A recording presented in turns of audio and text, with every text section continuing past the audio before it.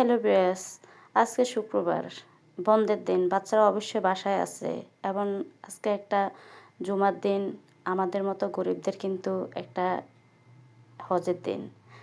তাই যেহেতু বাচ্চারা আজকে বাসায়, তাহলে অবশ্যই ভালো মন্দ কিছু রান্না করার দরকার আছে।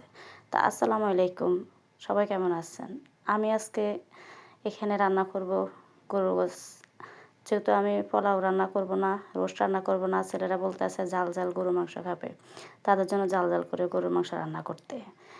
তে আমি ওদের জন্য ঝাল ঝাল করে গরুর মাংস রান্না করব এখন।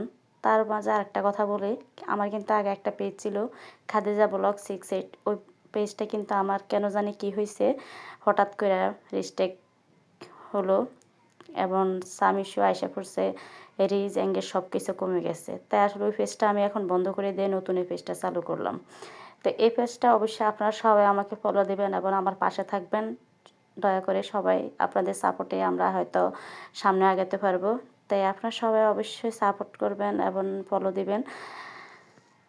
এই যে আমি 1 কেজি গরুর মাংস নিয়েছি, আমার মশলাগুলো কষানো শেষ। এখন আমি মাংসগুলো দিয়ে দিতেছি। মাংসগুলো দিয়ে আমি কিন্তু অনেকক্ষণ ঢাকনা দিয়ে রাখবো।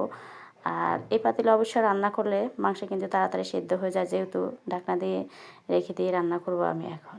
তো দেখেন আমি এখানে 1 কেজি গরুর মাংস এখন রান্না করতেছি জাল জাল করে, যেহেতু বাচ্চারা বলতেছে জাল জাল করে রান্না করার জন্য, ওরা অনেক জাল খায়। তাই দেখেন, তাই সবাই আসলে পাশে থাকবেন, সবাই ফলো দিবেন। আপনাদের সাহায্যে, আপনাদের ফলে আমরা হয়তো আগাতে পারবো, যেহেতু আমরা নতুন ইউজার, আপনারা পুরাতনরা যদি আমাদেরকে সাপোর্ট না করেন তাহলে আমরা সামনে এগোবো কীভাবে? তো দেখেন এই যে আমি কিন্তু অলরেডি আমার রান্নাও প্রায় গ্রহণে গেছে।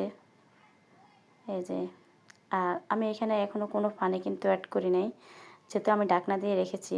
মাংস থেকে অনেক পানি বের হয়ে গেছে। তো ভালো থাকবেন। আর